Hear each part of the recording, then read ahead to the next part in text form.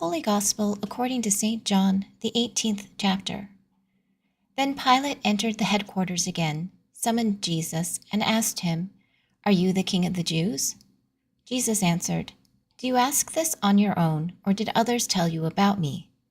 Pilate replied, "I am not a Jew, am I? Your own nation and the chief priests have handed you over to me. What have you done?" Jesus answered, "My kingdom is not from this world. If my kingdom were from this world, my followers would be fighting to keep me from being handed over to the Jews. But as it is, my kingdom is not from here." Pilate asked him, "So are you a king?" Jesus answered, "You say that I am a king. For this I was born, and for this I came into the world, to testify to the truth. Everyone who belongs to the truth listens to my voice."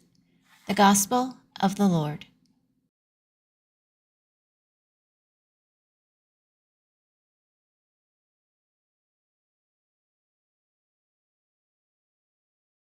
So I'm going to add one more verse to our gospel lesson. It's really the next verse of this particular lesson where it says, Pilate asked Jesus, "What is truth?" Because the verse that asks what is truth is vitally important to understanding Jesus as king.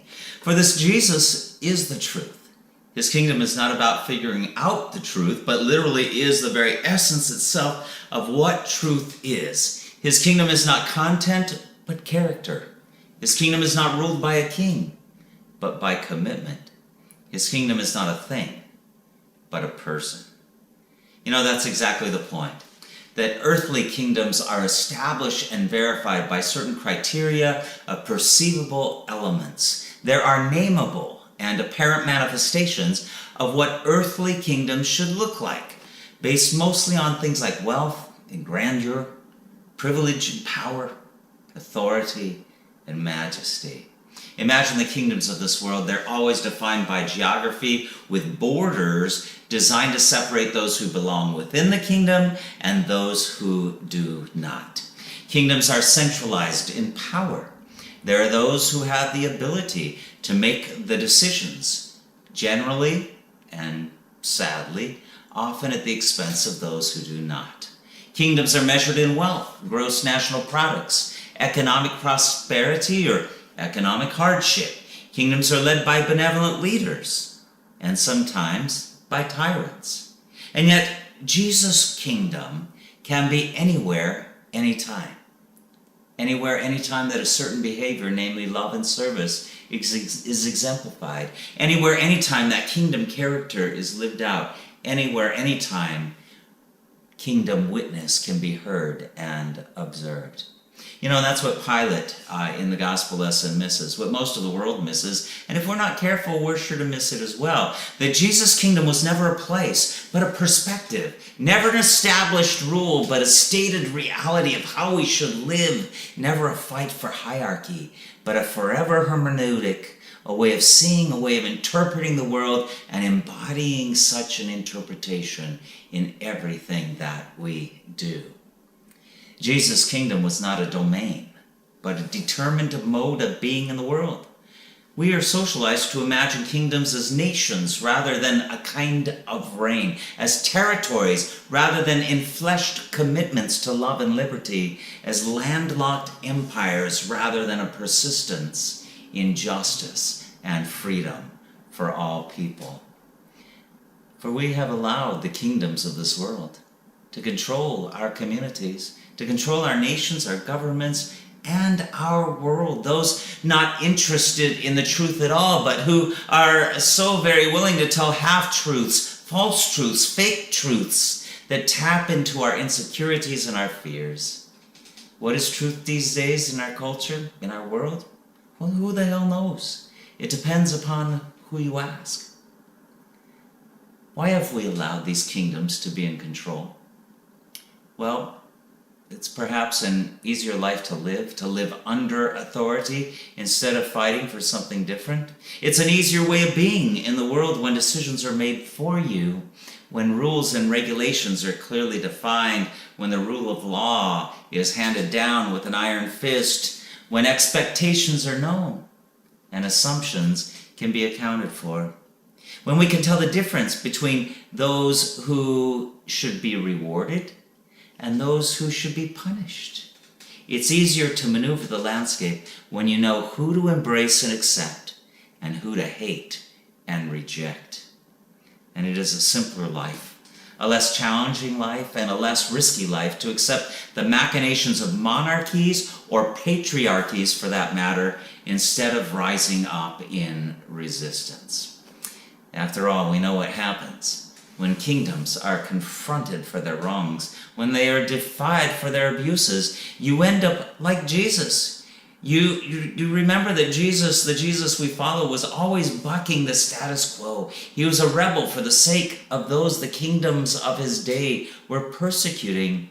He may have loved his Jewish religion, but he understood that religion can often become oppressive and can become sick, and so he raged against the religious system that replaced grace with performance and unconditional love with obligation and expectation. Where the prevailing system of the day, whether it be the corrupt nature of religion or the Roman power structure in Jesus' time, where it oppressed or hurt or disenfranchised, Jesus rebelled and created a new standard of love and acceptance. Furthermore, he took those of no importance and gave them value. He took those of low estate and raised them up. And most of us are just fine letting Jesus do the heavy lifting than imagining that he really meant for us to bring about his kingdom here and now and to do the very same thing that he did. Well, it doesn't take much effort to see the consequences of daring to dispute power.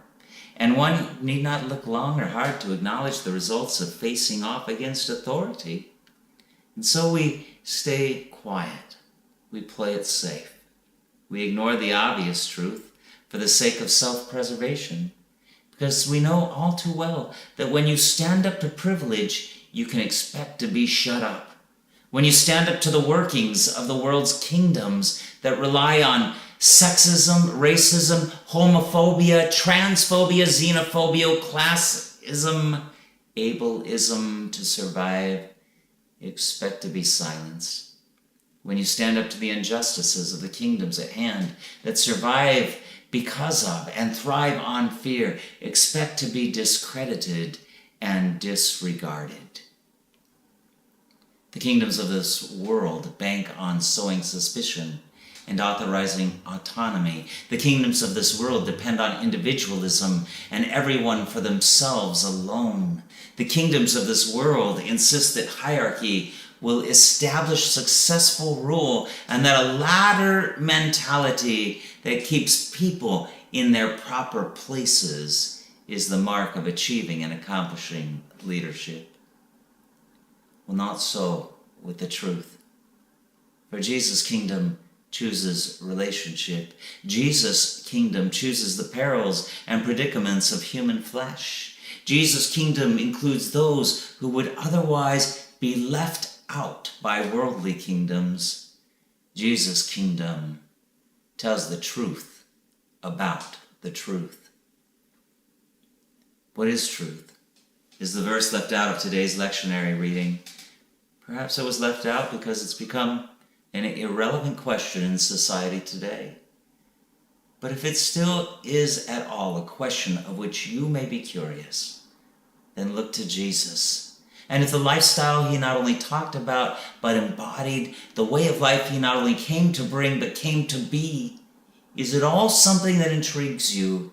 Then don't just emulate it. Don't just follow Jesus as a good and holy example. Instead, become that truth. And by the very things you do and you say, let people see the truth in you. Let them see in your lifestyle, in your way of living, the very presence of truth itself, the Christ.